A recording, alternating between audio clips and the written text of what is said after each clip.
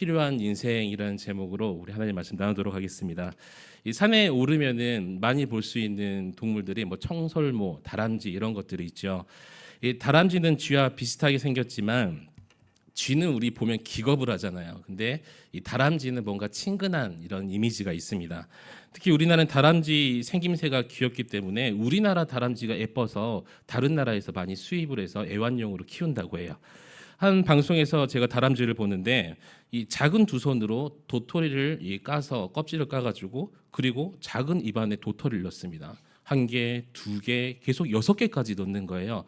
마지막 7개째를 넣으려고 하다가 실패를 해요. 그러다가 이제 6개를 물고 자기 집으로 들어갑니다. 그래서 사람들이 그 모습이 너무나 예쁘고 이 다람쥐 생태계를 알기 위해서 이 내시경을 집어넣어서 다람쥐 집을 관찰을 하는데 거기에는 뭐가 있을까요? 엄청나게 많은 도토리들이 쌓여 있는 거예요. 쉬지 않고 부지런히 이 6개까지도 얼마나 부지런히 돌아다녔겠어요. 도토리를 이렇게 운반했었는데 그것은 바로 다람쥐가 겨울을 나기 위해서 알뜰하게 준비한 것이었죠.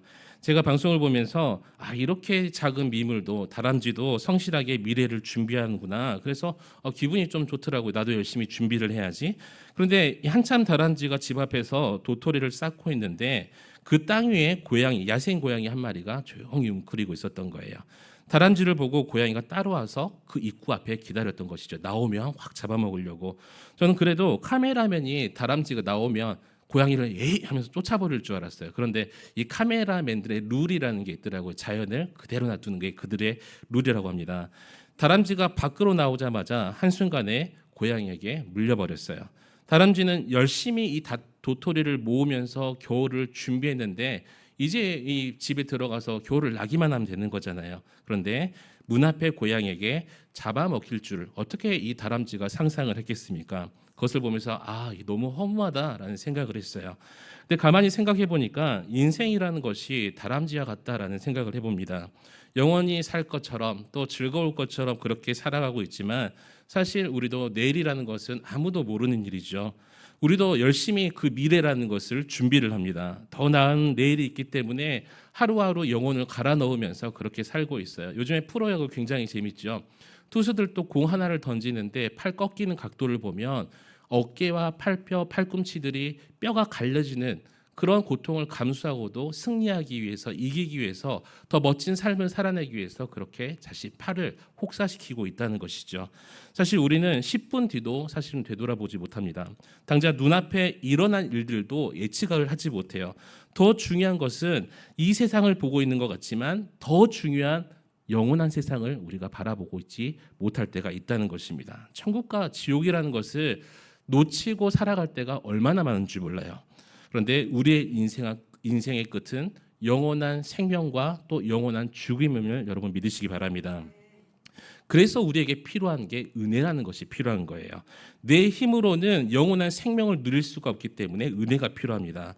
여러분 이 시간 하나님께서 우리에게 값없이 주신 선물 그 은혜를 믿음으로 누릴 수 있기를 우리 주님의 이름으로 간절히 축원합니다.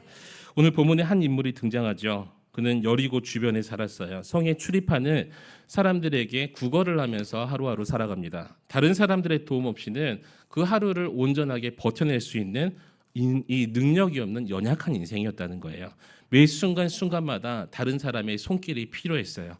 하지만 사람들의 도움이 궁극적인 해결을 주진 못했다는 것이죠. 잠시 도움을 받아가지고 무엇을 먹거나 돈을 받거나 할 수는 있겠지만 궁극적으로 이 맹인에게 도움이 되지는 않았다는 거예요. 여러분 사람의 도움과 위로라는 것은 그 순간순간에는 나에게 도움이 되고 위로는 될 수가 있지만 온전하게 그 문제를 해결하지 못함을 여러분 기억하시기 바랍니다. 하지만 사람이 아닌 하나님의 은혜, 그 사람이 아닌 하나님의 도우심이라는 것은 우리의 궁극적인 해결책이 될 수 있다는 거예요. 예수님은 제자들과 예루살렘으로 향합니다. 사실 예루살렘으로 가까이 갈수록 예수님의 표정이 굳어지셨어요. 심각해지고 비장해지십니다. 예루살렘에 가면 이제 주님이 당하실 그 십자가의 고난을 예수님께서는 알고 계셨기 때문이었어요. 그런데 제자들이 예수님의 마음을 알았을까요? 몰랐어요. 마치 철없는 아이들처럼 부모의 근심을 걱정을 이해하지 못하는 그런 모습처럼 제자들은 예수님을 따라서 마치 소풍을 가듯이 그렇게 예수님을 쫄랑쫄랑 따라갑니다. 그런 제자들 향해서 예수님께서 이렇게 말씀을 하셔요. 우리 31절부터 33절 말씀 함께 읽도록 하겠습니다. 시작. 예수께서 12 제자를 데리시고 이르시되 보라 우리가 예루살렘으로 올라가노니 선지자들을 통하여 기록된 모든 것이 인자에게 응하리라. 인자가 이방인들에게 넘겨져 희롱을 당하고 능욕을 당하고 침뱉음을 당하겠으며 그들은 채찍질을 하고 그를 죽일 것이나 그는 3일 만에 살아나리라 하시되 아멘. 예수님께서는 이 예루살렘에 가면 일어날 일들을 미리 알고 계셨기 때문에 이렇게 말씀하신 거예요. 주님의 십자가와 또 죽으심과 부활하심은 예수님의 계획이 아니라는 거죠. 예수님의 계획이 아닌 하나님의 계획과 준비하신 것임을 이 제자들에게 말씀하고 있다는 거예요. 하나님께서 오래전부터 예비하셨던 그 일이라는 것을 제자들에게 말씀하십니다. 하지만 제자들은 이해하지 못하는 거예요. 34절 보니까 제자들이 이것들을 하나도 깨닫지 못하였으니 그 말씀이 감추었으므로 그들이 그 이르신 바를 알지 못하였더라. 아멘. 주님의 그 말씀, 주님의 그 마음이 담긴 그 말씀을 이해하지 못하는 제자들을 보면서 주님께서는 안타까워하셨습니다. 그런데 주님은 이렇게 어리석은 제자들, 주님의 말씀을 들었음에도 불구하고 이해하지 못하는 제자들을 꾸짖으신 것이 아니라 화를 내시지 않으시고 오히려 그 제자들에 대한 기대를 우리에게 말씀하고 있다는 거예요. 부족하고 연약하지만 주님은 제자들이 때가 되면 제자들의 그 역할을 감당할 것이라는 것을 알고 계셨음을 여러분 믿으시기 바랍니다. 여러분 마찬가지로 우리들도 우리 예수님께서 기다려 주신다는 거예요. 우리가 완전해서 우리를 하나님의 백성으로 택하신 것이 아니라 솔직히 우리 좌우 옆 사람 둘러볼까요? 완전하십니까? 네? 사실은 우리가 부족하고 연약하고 별거 없다고 스스로 고백될 때가 얼마나 많은지 여러분 잘 아시지 않습니까? 남들의 시선은 몰라도 내가 내 자신을 바라보니까 부족함이 너무나 많은 거예요. 내가 보니까 나는 죄인임을 고백할 수밖에 없는 거예요. 그런데 그런 주님께서 그런 나를 버리시지 않으시고 포기하지 않으시고 인내하며 기다려 주심을 여러분 믿으시기 바랍니다. 이처럼 예수님은 고난을 앞두고 마음이 무거웠지만 제자들을 포기하지 않으셨어요. 예수님께서 앞두신 것은 그냥 평범한 상황이 아니었다니까요. 고난 앞에 선 예수님께서 어떤 상황일지라도 제자들을 포기하지 않으신 것처럼 어떤 상황이라도 우리들을 포기하지 않으심을 여러분 믿으시기 바랍니다. 그래서 아무리 힘들고 고통스러운 그런 상황이 찾아와도 우리 주님은 우리를 포기하지 않으시고 우리의 삶을 고난과 힘듦과 역경 속에서 승리로 이끌어 주실 분이 바로 우리 예수님이시라는 거예요. 그래서 오늘 본문의 이 불행한 인생이 주님을 만남으로 행복한 인생으로 변화됨을 믿고 여러분 그 예수님을 따라서 살 수 있기를, 그 예수님만을 바라볼 수 있기를 우리 주님의 이름으로 간절히 축원합니다. 오늘 첫 번째로 우리에게 주시는 말씀은 주님 앞에 나를 버려야 됨을 말씀하고 있습니다. 맹인이 있었어요. 여리고 성 앞에서 사람들에게 계속 구걸을 해요. 몸이 아픈 것만 해도 너무나 불행한 일인데 가난하기까지 했다는 거죠.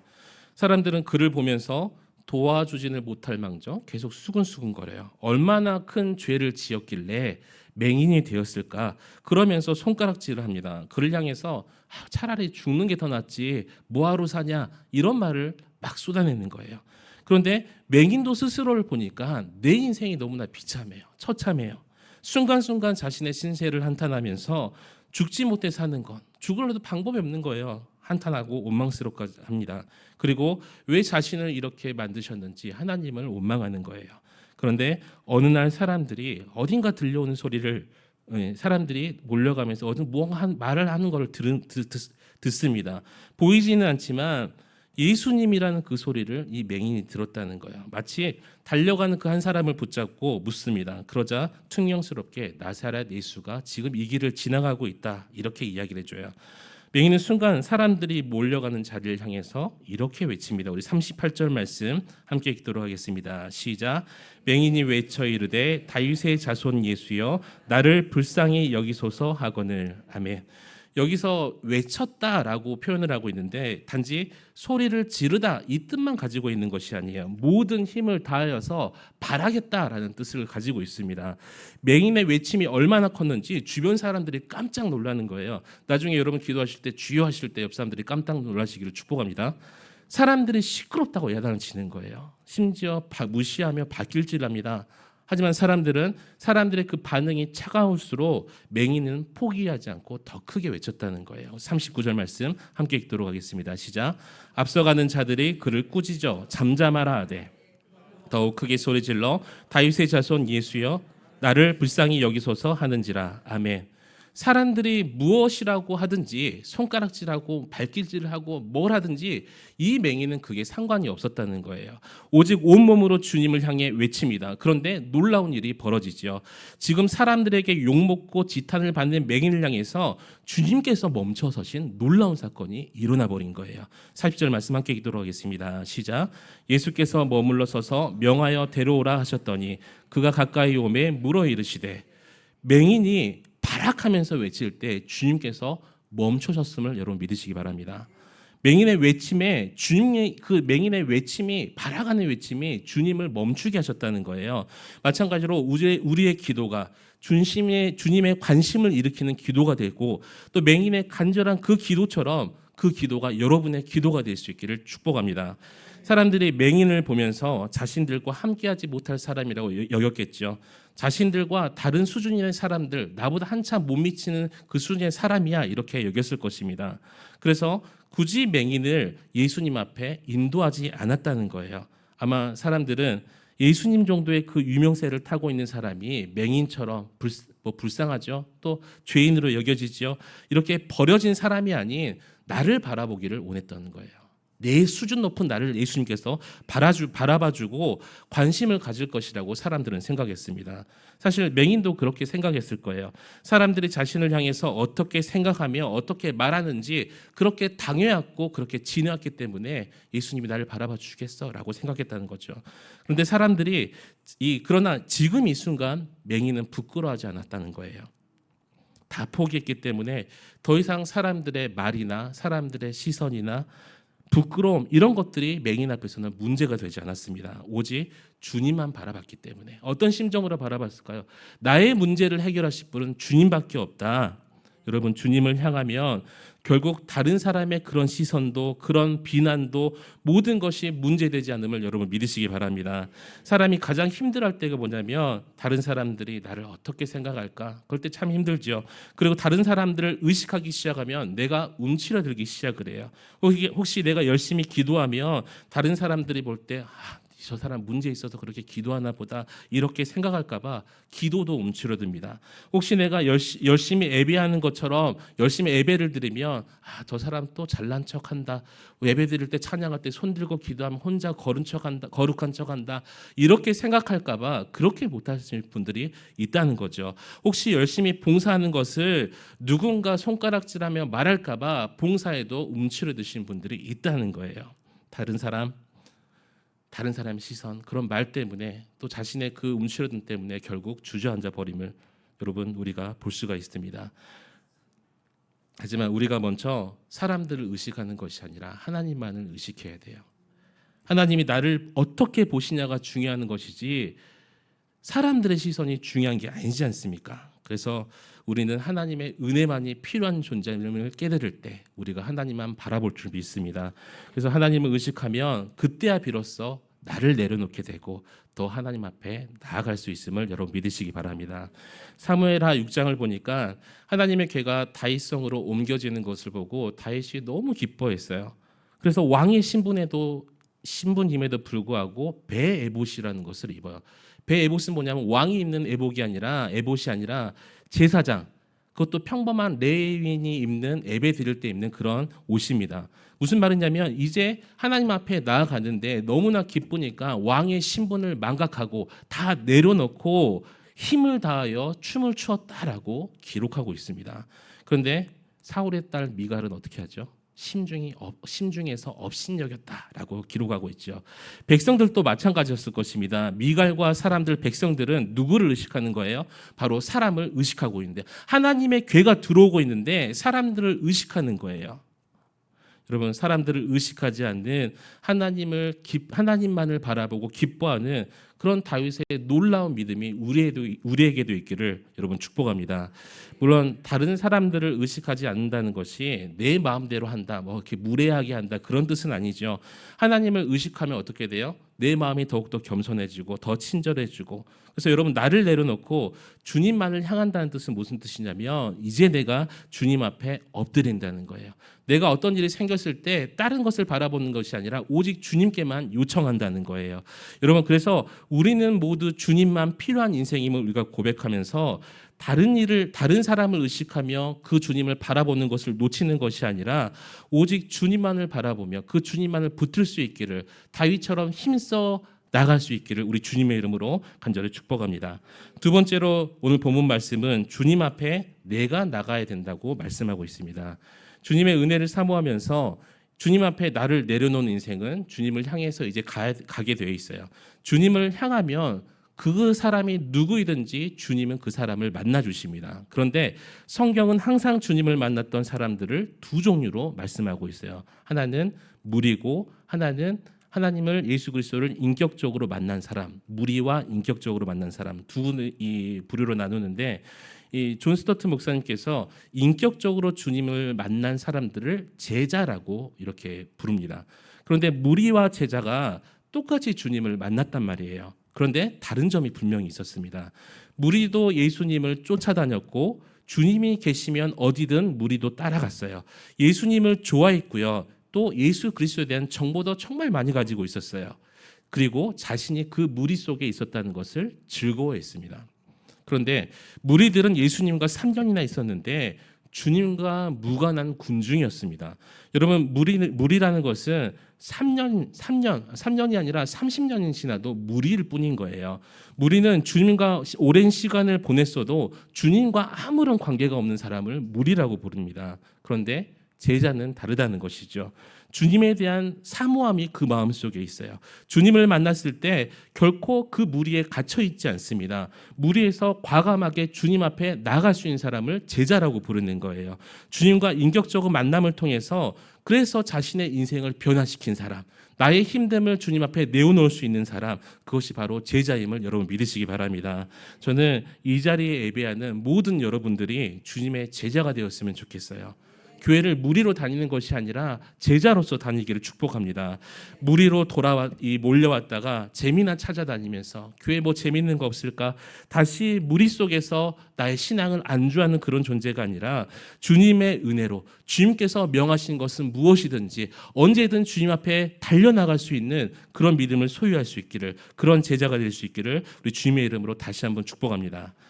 본문의 맹인도 제자였습니다. 과거에 한 번도 주님을 만나지는 못했지만 주님을 사모하는 마음이 있었어요.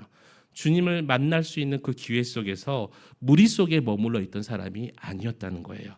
무리를 뛰어넘어서 주님 앞에 나아갔습니다. 주님을 만나면 내 인생이 해결되고 내 인생이 변화되고 내 인생에 드디어 어둠이 물러가고 빛이 들어올 것이라는 것을 이 맹인은 알고 있었다는 거예요. 여러분, 우리도 무리에 만족하면 안 돼요. 여러분, 교회 생활이 여러분 스스로 나는 무리인가 나는 제자인가 생각해 보시기 바랍니다. 내가 재미로 교회 다니나, 재미로 봉사하나, 재미로 뭔가를 하나, 무리처럼 단지 익숙한 말씀의 정보에만 만족해서는 안 된다는 것이죠. 이 무리들처럼 어딘가 막 돌아다니며 헤매는 그런 사람들이 되어서는 안 된다는 거예요. 오해하지 말고 들으시기 바랍니다. 교회는 어떤 목사님의 재미있는 이야기 들으러 오는 곳 아니에요. 또 교회라는 것은 재미있는 곳도 아닙니다. 교회도 그런 재미를 찾아다니는 곳도 아니에요. 교회는 오직 하나님께만 영광 돌리고 은혜를 누리는 장소임을 여러분 믿으시기 바랍니다. 그래서 우리가 결코 무리로서 예배에 참여하지 않아야 된다는 거예요. 오늘도 주님께서 직접 우리에게 주신 말씀이 내 삶을 변화시키고 그 말씀으로 인해서 그 말씀이 변화시키는 말씀으로 무리가 아닌 제자로서 그 말씀을 받아서 우리가 그 인생이 변할 수 있기를 축복합니다. 마지막 세 번째로 주님 앞에 간절해야 됨을 말씀하고 있습니다. 주님 앞에 선 맹인이 맹인이 주님을 향해 이렇게 묻습니다. 우리 41절 말씀 함께 읽도록 하겠습니다. 시작. 내게 무엇을 하여 주기를 원하느냐? 이르되 주여 보기를 원하나이다. 아멘. 여러분, 우리도 뭐 간절히 원하는 것이 있으면 뭐 주구장창 뭐 이렇게 뭐 주절주절 설명하지 않죠. 단지 말 한마디가 모든 것을 다 보여줄 때가 있습니다. 본문의 맹인이 그랬다는 거예요. 그는 간절함으로 주여 보기를 원하나이다 라고 고백을 합니다. 원문에는 어떤 뜻을 가지고 있냐면 주여 내가 다시 보기를 원하나이다. 무슨 말이에요? 원래 맹인이었다? 아니라는 거죠. 원래는 정상인이었는데 맹인이 되었다는 뜻이에요. 자라면서 시력을 잃어버렸다는 것이죠. 어려서 뭐 사고를 당했거나 어떤 질병 때문에 눈이 맹인이 시력을 잃었을 것입니다. 그렇기 때문에 다시 보기를 원한다는 것은 무슨 뜻을 가지고 있냐면 지난 날의 나의 것을 회복하고 싶다는 놀라운 의미가 담겨 있다는 거예요. 우리 영적으로 해석하면 어떤 의미가 될까요? 나의 지난 날에 그 신앙을 회복하고 싶어요. 지난 날 내가 하나님을 향했던 그 마음을 회복하고 싶어요라는 의미가 담겨 있음을 여러분 믿으시기 바랍니다. 그래서 주님이 고쳐 주실 거라는 그 고백들, 주여 내가 다시 보기를 원하나이다. 지금까지 다른 사람들은 그 말을 들어주지 못했지만 내 앞에 예수님만은 내 간절한 기도를 들어주셔서, 대상이 예수 그리스도잖아요. 나를 예전의 나로 다시 회복시켜 줄 것을 기대하며 확신하며 했던 이 맹인의 고백이었다는 것입니다. 어떤 목사님이 미국에 유학을 가셔서 또 한국인들끼리 많이 모이잖아요. 어떤 공부하시는 목사님을 만났어요. 근데 그 목사님 머리를 보니까 완전히 머리가 밀려 있는 거예요. 대머리지, 대머리. 중처럼, 스님처럼. 그래서 처음에는 신학교를 미국으로 오셨는데 중이 스님이 회심해서 이 목사님 된 줄 알았대요. 그런데 알고 보니까 미용실 갈 돈을 아끼려고 혼자 머리를 밀었다고 합니다. 물론 다른 목사님들은 굳이 머리를 밀지 않고 사모님들이 이 머리를 깎아줬다고 하는데, 그만큼 뭐 이렇게 외국에서 공부하신 목사님들이 풍족하게 외국에 나가시는 건 아니잖아요. 물질적으로 많이 어렵다고 해요. 한 번은 사모님들끼리 서로 머리를 잘라주고 파마도 했다고 합니다. 문제는 아무런 도구 없이 도전적으로 용기를 내고 뭐 흔히 말하는 다이소 물품 그런 걸로 사가지고 머리를 마니까 머리가 어떻게 돼요? 타버린다고 하죠. 파마 잘못하면 타버린 거예요. 그래서 오랫동안 사모님들이 가발을, 한 명이 아니라 사모님들이 가발을 쓰고 다녔다고 합니다. 그만큼 경제적으로 어려웠다는 거예요. 그런데 이렇게 어려운 동네에서 목사님 자녀들 가운데 자전거를 타고 다니는 아이들이 있었대요. 이 가난한 유학생에게 이 자전거라는 것은 뭐 자동차처럼 그림의 떡인 그런 거예요. 그런데 아이들은 부모가 돈이 있는지 돈이 없는지 그런 것에 관심이 없고 그냥 사달라고, 무조건 사달라고 떼를 쓰기 시작합니다. 지금 사모님 상황이 어떠냐면 어떤 목사님은 돈이 없어가지고 머리를 빡빡 밀고, 사모님은 미용실 못 가가지고 머리가 다 타버려가지고 가발 쓰고 다니는데 자전거를 사달라고 하니까 어이가 없으면서 얼마나 가슴이 아팠겠어요. 그런데 며칠 뒤에 그 아이들이 자전거를 타고 다니는 겁니다. 그래서 같이 공부하시는 목사님 물어봤대요. 목사님, 돈 꼼쳐놓은 거 있으셨어요? 뭔 돈이 있어가지고 그 자전거를 샀습니까? 그 목사님 하시는 말이, 아이들이 너무 졸으니까 또 불쌍하고 미국 애들은 타고 다니는데 그래서 한국에 어머니한테 부탁을 해서 송금을 받았대요. 제가 그 이야기를 듣고 어떤 것을 깨달았냐면, 부모는 돈이 있어도 좋은 옷을 사 입고 좋은 음식을 사 먹지 못하지만 자녀들을 위해서는 아끼지 않는다는 것이죠. 없어도 어떻게든 빚을 내서라도 사주잖아요. 내가 돈이 없어도, 내가 미용실을 가지 못해도 내 자녀가 간절히 원한다면 부모는 외면하지 못하는 것이 사실입니다. 내가 못해줘서 못하지, 할 수만 있다면 뭐라도 다 해주고 싶은 게 바로 부모의 마음이라는 것입니다. 여러분, 이처럼 자녀가 간절하게 부탁하는데 외면할 부모가 어디 있겠습니까? 하물며 아버지 하나님께서 육신의 부모처럼 없어서 우리에게 못해주신 분이실까요? 아니라는 거죠. 할 수 없어서 하지 못하는 그런 분이 아니라는 거예요. 그것을 맹인을 알았다는 거죠. 때문에 주님께 간절하게 외칩니다. 그때 우리 42절 말씀 함께 읽도록 하겠습니다. 시작. 예수께서 그에게 이르시되 보라, 내 믿음이 너를 구원하였느니라 하시매. 아멘. 여러분 예수님께서 가장 좋아하시는 기도는 주님을 신뢰하고 확신하는 기도가 예수님께서 가장 좋아하시는 기도예요. 그래서 주님은 맹인에게 과거처럼 다시 보게 될 것이라고 말씀하십니다. 그리고 43절에 이어서 곧 보게 되었다라고 기록되어 있죠. 여러분 주님이 말씀하시면 반드시 이루어짐을 여러분 믿으시기 바랍니다. 여러분 내가 어느 순간 완고해지고 어느 순간 내 마음에 기쁨도 사라질 때가 있겠죠. 그때 주님을 통해서 다시 회복하시기를 축복합니다. 다른 것을 통해서 회복시키면 제가 처음에 말했잖아요.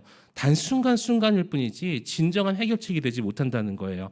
어느 순간 내가 예배의 감격이 사라졌다면 여러분 다시 예수 그리스도로 인해서 예배가 회복되기를 축복합니다. 여러분 이 시간 다시 예수 그리스도로 인해서 헌신이 회복되기를 우리 주님의 이름으로 축복합니다.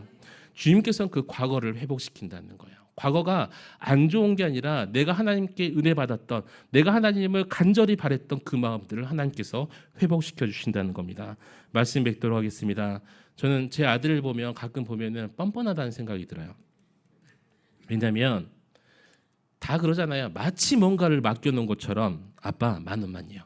요즘에는 10,000원만도 안 해요. 아빠 알았어 송금해줄게. 항상 저에게 달라고만 했지 먼저 저에게 무엇을 드릴까요? 라고 했던 적이 거의 없었던 것 같아요. 늘 요구만 합니다. 그런데 이렇게 요구만 하는 저희 아들은 제가 미워하지 않아요. 더 사랑해요. 왜냐하면 제 아들이기 때문이죠. 여러분의 자녀도 여러분들에게 뭔가 요구할 때 미우시던가요? 아니에요. 여러분 우리도 하나님의 자녀입니다. 하나님 아버지께 간구하는 것이 결코 부끄러운 일이 아니에요. 오히려 아버지라고 말하면서 구하지 않는 것이 더 부끄러운 일임을 여러분 믿으시기 바랍니다. 어떤 상황에서도 나를 품어주시고 또 내 신음까지 들어주시는 그 주님께 오늘 이 시간 간절하게 기도했으면 좋겠어요. 여러분 기도의 소원을 얼마나 많아요. 또 회개할 것들이 얼마나 많아요. 그때 예수 그리스도를 힘입어서 하나님께 부르짖으면 어떻게 된다고요? 맹인에게 멈춰주시던 그 주님께서 우리를 향해서 멈춰주시고 우리의 기도를 들으시고 응답하심을 여러분 믿을 수 있기를 우리 주님의 이름으로 간절히 축원합니다. 그래서 오늘 이 시간 기도하실 때 먼저 회개하는 기도를 좀 많이 했으면 좋겠어요. 회개하면 찬양할 거예요. 나눠주세요. 회개하면은 여러분 얼마나 좋은 일이 많이 생기는지 몰라요. 회개할 때 정말 내 마음에 있었던 그것이 죄들이 무너지면서 하나님과 기쁨의 관계로 변합니다. 회개할 때 여러분의 막혔던 문제가 정말 해결되고 그래서 오늘 이 시간 찬양 한복하고 회복의 은혜를 또 회개를 통해서 누리기를 우리 주님의 이름으로 축복합니다. 우리 주님이여 이 손을 꼭 잡고 가소서 우리 함께 찬양하겠습니다.